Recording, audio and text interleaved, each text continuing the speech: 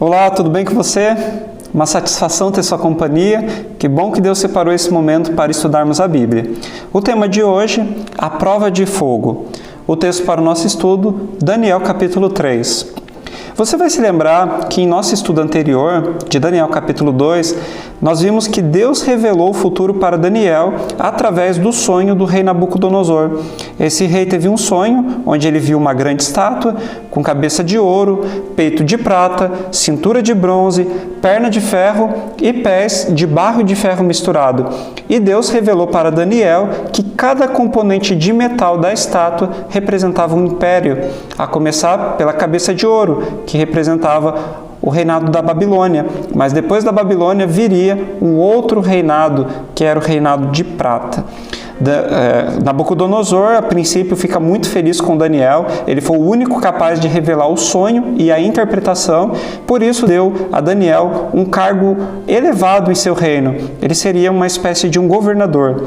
E a pedido de Daniel, o rei Nabucodonosor também concedeu cargos elevados para Sadraque, Mesaque e Abednego. Eles seriam uma espécie de administradores ali no reinado da Babilônia. Algum tempo se passa e o rei Nabucodonosor apronta mais uma. Agora ele vai construir uma grande estátua. Lê comigo Daniel capítulo 3, verso 1. O rei Nabucodonosor fez uma imagem de ouro de 27 metros de altura e 2 metros e 70 centímetros de largura, e a ergueu na planície de Dura, na província da Babilônia. O rei deu uma ordem para todos aqueles que habitavam na Babilônia. No momento em que fossem ouvidos os instrumentos sendo tocados, todas as pessoas deveriam se curvar diante da estátua. Havia um aspecto religioso, mas também vocês vão se lembrar que na interpretação daquele sonho que o rei Nabucodonosor teve, Daniel disse: Rei Nabucodonosor, tu és a cabeça, mas depois de ti virá um outro reino inferior ao teu, o reino de prata. Agora o rei Nabucodonosor, ele manda construir uma estátua inteirinha de ouro. O que ele queria dizer com isso? O meu reino não passará, o meu reino será eterno, e eu vou ser adorado como um Deus. Então, Nabucodonosor, ele dá o decreto ali, todas as pessoas teriam que se curvar diante da estátua, porém algo vai acontecer.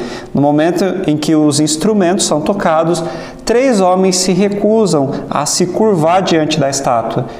E os sábios da Babilônia, aqueles que possivelmente tinham inveja dos judeus ou que não gostavam deles, vão levar o caso ao rei, dizendo: há alguns judeus que nomeaste para administrar a província da Babilônia, Sadraque, Mesaque e Abednego, que não te dão ouvidos, ó rei, não prestam culto aos teus deuses, nem adoram a imagem de ouro que mandaste erguer.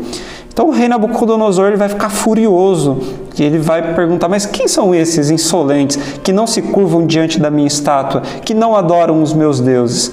Então o rei manda chamar esses jovens e o rei dá uma segunda chance para eles. O rei diz: olha, no momento em que vocês ouvirem tocar os instrumentos, vocês devem se curvar diante da estátua.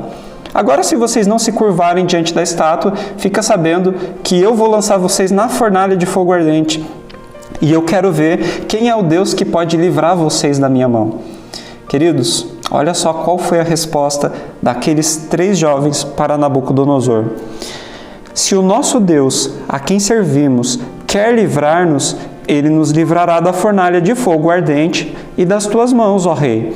Se não, fica sabendo, ó rei, que não serviremos a teus deuses, nem adoraremos a imagem de ouro que levantaste. Que resposta firme, hein? Que convicção!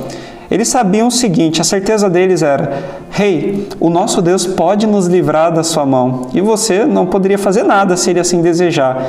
Mas também, se ele decidir não nos livrar da sua mão, fica sabendo, a gente vai continuar confiando nele e não adoraremos os seus deuses. O rei Nabucodonosor fica furioso e manda acender a fornalha várias vezes mais do que era comum, e ele manda que lancem às pressas Sadraque, Mesaque e Abednego.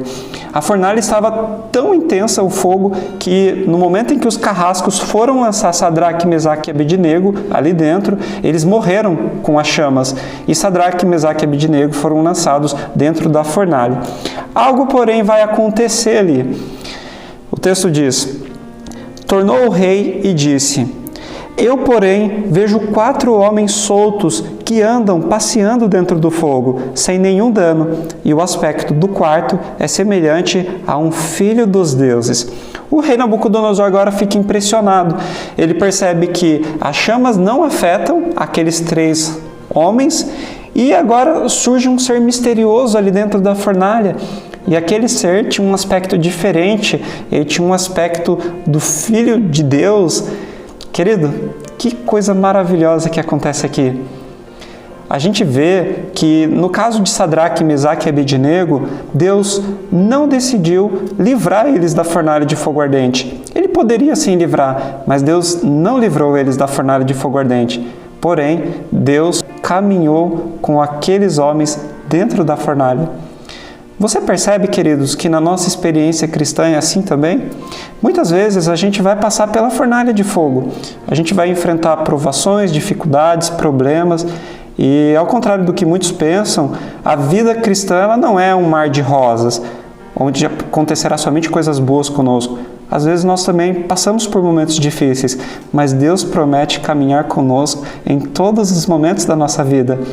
Se nós passarmos pela fornalha de fogo, Deus estará ali conosco ao nosso lado, nos ajudando, nos sustentando e nos dando força. Queridos, nós não somos desse mundo, nós estamos como peregrinos nesse mundo. Podemos dizer que esse mundo muitas vezes é uma fornalha para nós, quando passamos por dificuldades, mas Deus irá nos livrar dela. Creia nisso. Ore comigo nesse momento. Pai bondoso, obrigado por mais uma vez nos permitir estudar a Tua Palavra e nos ensinar, ó Deus, essa lição tão importante, que o Senhor está conosco em todos os momentos da nossa vida, principalmente aqueles mais difíceis. Nos ajuda, Deus, a confiarmos em Ti. Em nome de Jesus, amém.